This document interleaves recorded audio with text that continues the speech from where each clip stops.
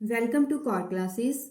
Students, आज हम important question के बेसिस पे वीडियो बनाने जा रहे हैं। और आपने बोला था कि इम्पॉर्टेंट क्वेश्चंस के बेसिस पे भी वीडियोस बनाएं। तो हमने CHE 01, CHE 02, CHE 04 and CHE 05 के लिए वीडियोस अपलोड कर दी हैं। जिन स्टूडेंट्स को अभी एग्ज़ाम देने हैं इन कोर्सेज के, तो आप उनकी जो वीडियोस है वहाँ पे विजिट कर सकते हैं और इम्पॉर्टेंट क्वेश्चंस के ऊपर फोकस करें और सबसे पहले उन क्वेश्चंस की तैयारी करें, उसके बाद में बाकी क्वेश्चंस करें। तो उसके बाद नेक्स्ट जो कोर्स कोड है वो है CHE 06, ऑर्गेनिक रिएक्शन मैकेनिज्म। तो इसके भी इम्पॉर्टेंट क्वेश्चंस के लिए आज हम वीडियो अपलोड कर रहे हैं। वीडियो स्टार्ट करने से पहले अगर आप इस चैनल में फर्स्ट टाइम इस वीडियो को देख रहे हैं, इस चैनल पे विजिट कर रहे हैं, तो प्लीज़ इस चैनल को सब्सक्राइब कर दें और वीडियो को लाइक करें। अगर आपके लिए वीडियो हेल्पफुल है तो इसे लाइक भी करें और ज़्यादा से ज़्यादा क्लासमेट्स के साथ भी शेयर करें, ताकि वो भी इन वीडियोस का फ़ायदा उठा सके और उनका टाइम जो है वो बच सके प्रेपरेशन के लिए। तो चलिए वीडियो स्टार्ट करेंगे। क्वेश्चन फर्स्ट जो है इंपॉर्टेंट क्वेश्चन, वो है मैकेनिज्म किसका? Hydrolysis of ethyl acetate in the presence of base. और उसके बाद एक अलग से टॉपिक है, लेकिन इस क्वेश्चन में डायरेक्ट साथ में ही लिखा है आइसोटोपिक लेबलिंग। अब ये क्वेश्चन 4 नंबर में आ सकता है और इसके अलावा 3 नंबर में सिर्फ मैकेनिज्म आ सकता है, 2 नंबर में आइसोटोपिक लेबलिंग आ सकती है, लेकिन ये पूरा क्वेश्चन भी आ सकता है। Next is differentiation. डिफरेंशिएशन किस किस के बीच में जो ज़्यादा इंपॉर्टेंट है वो है addition and condensation, polymerisation. Polymers इस यूनिट का जो चैप्टर है, एंड में वो चैप्टर है, उसमें पॉलीमर्स के ऊपर क्वेश्चंस हैं और एडिशन एंड कंडेंसेशन, पॉलीमराइजेशन उसमें आपको मिल जाएगा। Stereo specific and stereo selective reactions क्या होती हैं, इसके लिए भी हमने वीडियो अपलोड की हुई है और उस वीडियो पे आप विजिट करें और उसमें उसका आंसर भी आपको मिल जाएगा with examples and with specific reasons. उसके बाद बेंजाइंस है। बेंजाइन का जो टॉपिक है आप अच्छे से रिवाइज करें। उसके बाद जो और भी इंपॉर्टेंट है वो सेट्जेफ एंड हॉफमैन रूल। ये जो दोनों रूल्स हैं, क्या है कि एक साल में मैंने देखा है कि एक साल में सेट्जेफ रूल आया है, दूसरे साल में हॉफमैन आया है डायरेक्ट। उसके बाद सेट्जेफ रूल के ऊपर कोई क्वेश्चन आया है, दूसरी बार हॉफमैन के ऊपर कोई क्वेश्चन आया है, उसी की एग्जाम्पल के ऊपर क्वेश्चन पूछा है। डायरेक्ट हॉफमैन रूल ना पूछ के पूछा गया है कि इसको इस एग्जाम्पल में बताएं, हॉफमैन रूल लग रहा है तो इसके अकॉर्डिंग मेजर प्रोडक्ट क्या होगा। उसके बाद जो नाइट्रीन्स है, केमिस्ट्री ऑफ नाइट्रीन्स, ये इंपॉर्टेंट है, इसे अच्छे से समझ लें और इस पे प्रैक्टिस करें विद एग्जाम्पल और उसके साथ साथ डायग्राम्स। नाइट्रीन्स की स्टेबिलिटी और इसकी डायग्राम, जो ऑर्बिटल डायग्राम होगी वो भी आपको उसमें ड्रॉ करनी होगी। थर्मोसेटिंग एंड थर्मोप्लास्टिक रेजिन्स क्या होते हैं वो भी आपको पॉलीमर के जो चैप्टर है उसमें आपको मिल जाएगा। बेसिसिटी एंड न्यूक्लियोफिलिसिटी, इसमें भी डिफरेंस है, डायरेक्ट क्वेश्चन भी आया है कि बेसिसिटी और न्यूक्लियोफिलिसिटी में डिफरेंस बताएं। उसके बाद जो इंपॉर्टेंट है और जो बहुत बार रिपीट होता है वो है फोटोकेमिकल रिएक्शंस और उसके साथ उसकी बायोलॉजिकल सिस्टम में उसके क्या यूज है, क्या उसकी इंपॉर्टेंस है। उसके बाद 2+2 photochemical reaction with examples with suitable diagrams. Free radicals क्या होते हैं और उसकी स्टेबिलिटी। टर्शरी फ्री रेडिकल ज्यादा स्टेबल है as compare to secondary, as compare to primary, इसको आपको रीजन के थ्रू बताना पड़ेगा। सिग्मा ट्रॉपिक रीअरेंजमेंट, कार्बीन्स और नाइट्रेन्स और फ्री रेडिकल, ये तीनों जो हैं इंटरमीडिएट्स, इसकी केमिस्ट्री आपको पढ़नी है। लेकिन अगर आप बोलें कि आपने तो तीनों बता दिए, तो तीनों में से अगर आपको चूज करने होंगे वो है नाइट्रेन्स बहुत बार पेपर में रिपीट हुआ है, तो नाइट्रेन्स तो आपको अच्छे से कर लें। हो सकता है कि पिछली बार बहुत बार रिपीट हुआ है, हो सकता है इस बार वो नाइट्रेन्स ना देकर कार्बीन्स दे दें, तो इसीलिए आप तीनों पे आप एक बार गो थ्रू जरूर हो जाएं, ताकि आपको अगर नाइट्रीन्स ना आकर कार्बिन पेपर में आ जाता है तो आपको ये ना हो कि मुझे तो इसके बारे में कुछ पता ही नहीं है। Next is compare electrophilic substitution. अब इलेक्ट्रोफिलिक सब्स्टिट्यूशन रिएक्शन कंपेयर करनी है, लेकिन कौन सी एग्जाम्पल लेके करनी है? Benzene and pyridine. उसके बाद नेक्स्ट क्वेश्चन ये आ जाता है डायरेक्ट कि why pyridine does not undergo Friedel Crafts reaction, क्यों उसमें पार्टिसिपेट नहीं कर पाता। उसके बाद है इंपॉर्टेंट, ये भी इंपॉर्टेंट है, वो है cleansing action of soaps and detergent. Cleansing action of soaps के ऊपर अलग से क्वेश्चन है, डिटर्जेंट के ऊपर अलग से क्वेश्चन है, डिफरेंस भी आ सकता है, इसलिए टॉपिक भी इंपॉर्टेंट है। ओजोनोलिसिस भी इंपॉर्टेंट है, बहुत बार आया है पेपर में। Thermodynamically and kinetically control reaction, ये सोप डिटर्जेंट के बारे में हमने जो वीडियो अपलोड की हुई है उसमें भी आपको ये मिल जाएगा। Thermodynamically and kinetically control reaction भी बहुत बार आया है, और जनरली 2 नंबर में कोई रीजनिंग क्वेश्चन, 4 नंबर में 3 नंबर पे उस पर पूछा गया है कि विद एग्जाम्पल उसे एक्सप्लेन करें।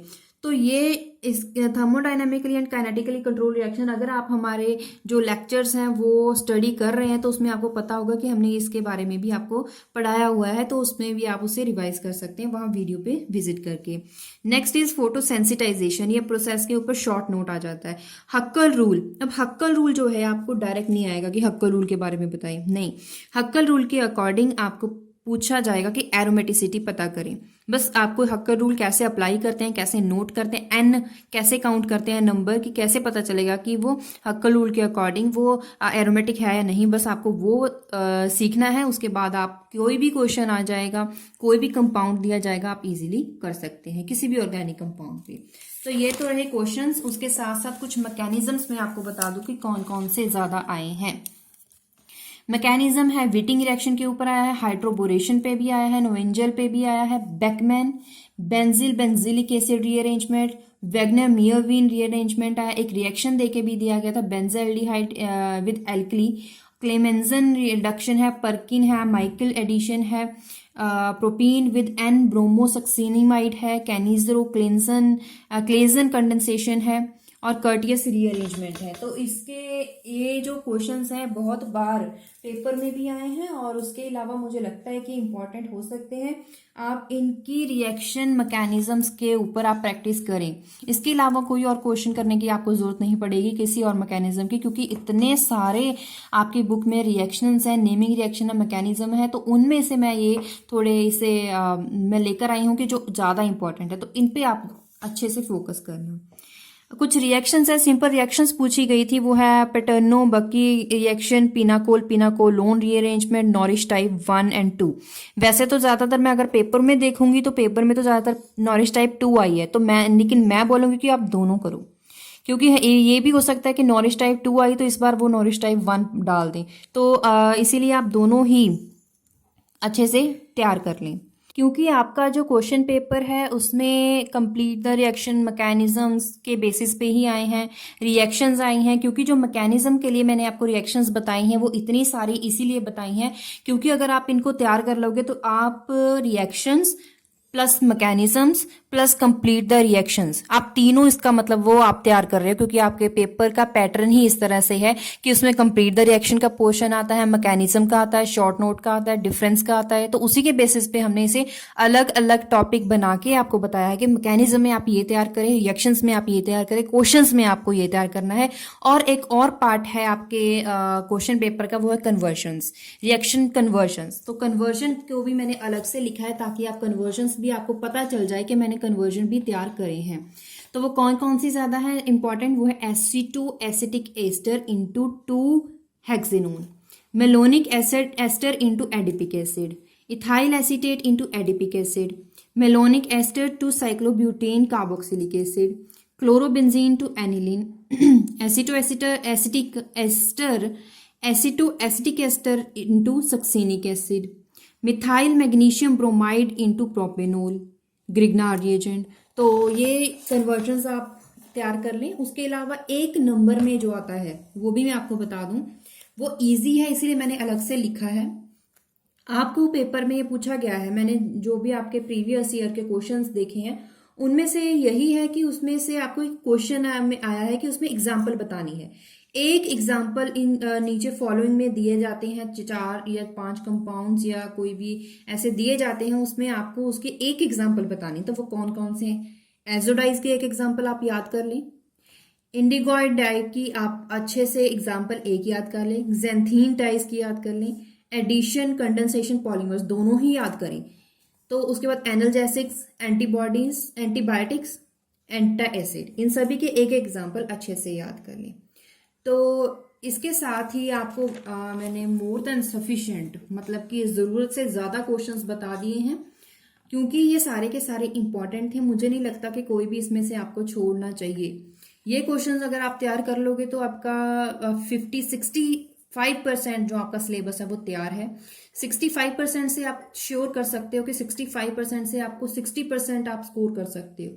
अगर आपने 65% तैयार किया है तो उसमें 60% तो आ ही जाएगा। तो इसीलिए आप इनको तैयार कीजिए और अपने पेपर के लिए आपका टाइम ज़्यादा नहीं है, तो इसीलिए पूरी बुक के साथ साथ आप इन क्वेश्चंस पे भी फोकस करें। इन क्वेश्चंस के अगर आपको आंसर चाहिए वो हमने वीडियोस में अपलोड करे हैं। मोर देन 70% क्वेश्चंस हमने इसमें अपलोड करे हैं। कुछ क्वेश्चंस जो है वो आगे यूनिट्स के हैं, उसकी वीडियोज अभी अपलोड होनी बाकी है। हम कोशिश करेंगे वो यूनिट्स भी हम जल्दी से जल्दी अपलोड कर दें, ताकि आपको क्वेश्चंस के आंसर भी बनाने ना पड़े, नोट करने ना पड़े। इसमें से आपको कुछ भी नोट करने की जरूरत नहीं है, आप इनमें से टॉपिक्स देखें और उसको तैयार करना शुरू करें। तो अगर आपके लिए वीडियो हेल्पफुल है तो प्लीज़ इस चैनल को सब्सक्राइब करें, वीडियो को लाइक करें और देखते रहिए हमारा channel core classes. Thank you.